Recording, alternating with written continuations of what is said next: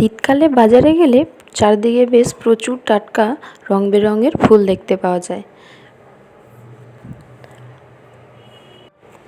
রং বেরঙের তাজা ফুল দেখলে বেশ মনটাও ভালো হয়ে যায়।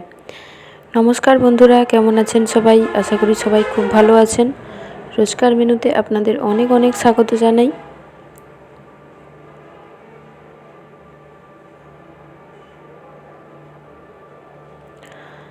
আজকে নিয়ে চলে এসেছি একদম অন্যরকম একটি ভিডিও।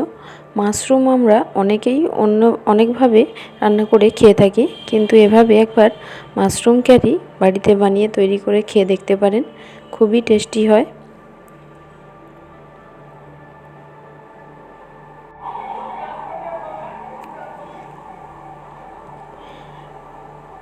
আমি এখানে যে মাশরুমটা নিয়েছি দেখুন, পুরো এক থোকাতেই এত বড়, দেখতেও বেশ দারুণ লাগছে মাশরুমগুলো। আমি ওগুলো কেটে পরিষ্কার করে ধুয়ে নেব।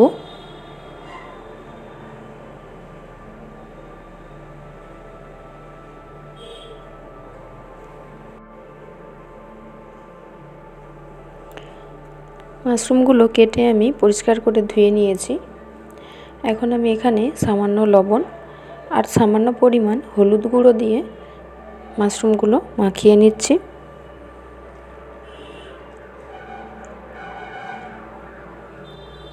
এরপর কড়াই বসিয়ে দিয়েছি। কড়াই গরম হয়ে গেলে দিয়ে দিচ্ছি সরষের তেল। মাশরুমগুলোকে আমি 3 থেকে 4 মিনিট ভেজে নেব আগে।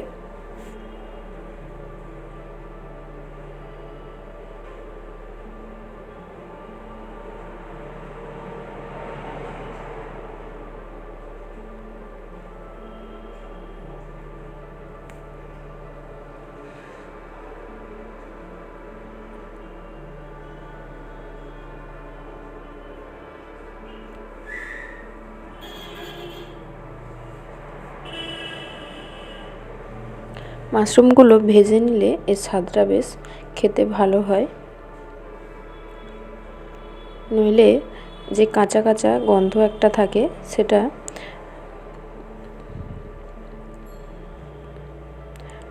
এরপর আমি এখানে দিয়ে দিচ্ছি সরষের তেল, একটা বড় সাইজের পেঁয়াজ কুচি,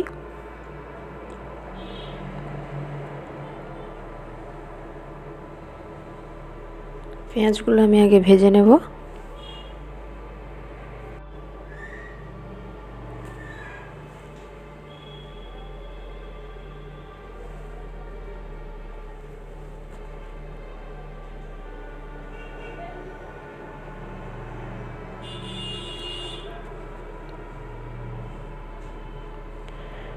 ভালো করে পেঁয়াজ ভাজা হয়ে গেলে আমি এখানে দিয়ে দিচ্ছি একটা টমেটো কুচি আর কাঁচা লঙ্কা কুচি, দিয়ে আবারও আমি খুব ভালো করে নেড়ে নেব।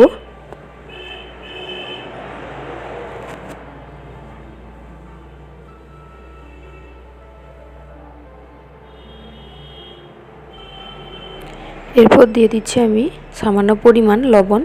যেহেতু আমি ওখানে মাশরুম ভাজার সময় লবণ কিছুটা দিয়ে রেখেছিলাম, তাই আমি এখানে সামান্য পরিমাণই লবণ অ্যাড করলাম।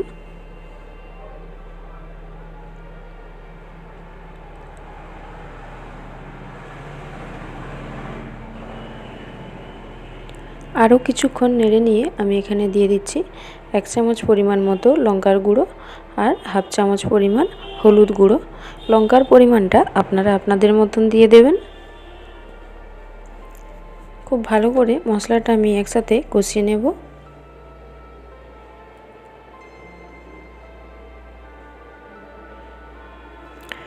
এরপর দিয়ে দিচ্ছি রসুন বাটা আর আদা বাটা, দিয়ে আরও আমি কিছুক্ষণ মশলার সাথে এগুলো ভালো করে কষিয়ে নিচ্ছি।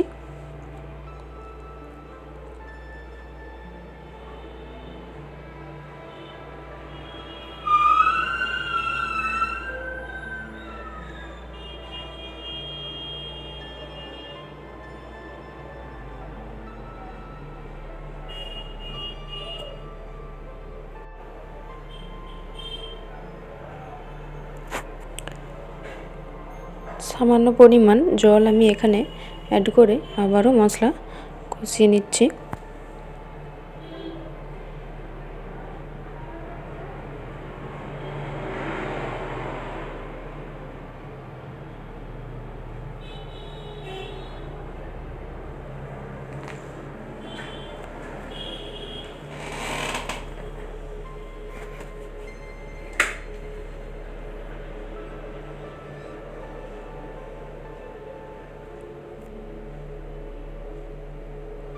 মশলাটা খুব ভালো করে কষানো হয়ে গেছে।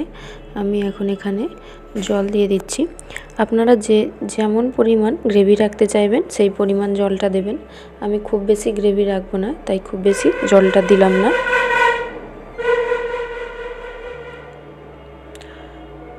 মশলাটা খুব ভালো করে ফুটে গেছে।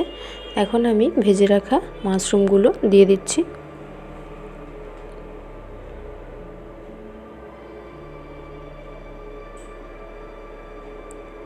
মাশরুমগুলো দিয়ে আমি 4 থেকে 5 মিনিট এভাবে মশলার সাথে ভালো করে নেড়ে নেব।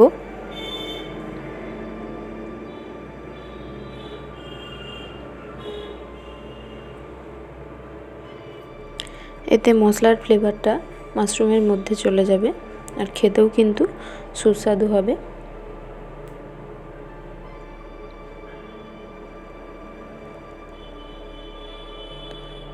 একদম কমপ্লিট হয়ে রেডি। আপনারা অবশ্যই একবার এভাবে বাড়িতে তৈরি করে খেয়ে দেখতে পারেন। দারুণ টেস্টি হয়, মাছ মাংসের প্রয়োজন হবে না। এক থালা ভাত নিমেষেই খেয়ে ফেলবেন। দেখতেও কিন্তু যতটা টেস্টি হয়েছে, খেতেও কিন্তু দুর্দান্ত স্বাদের হয়েছিল।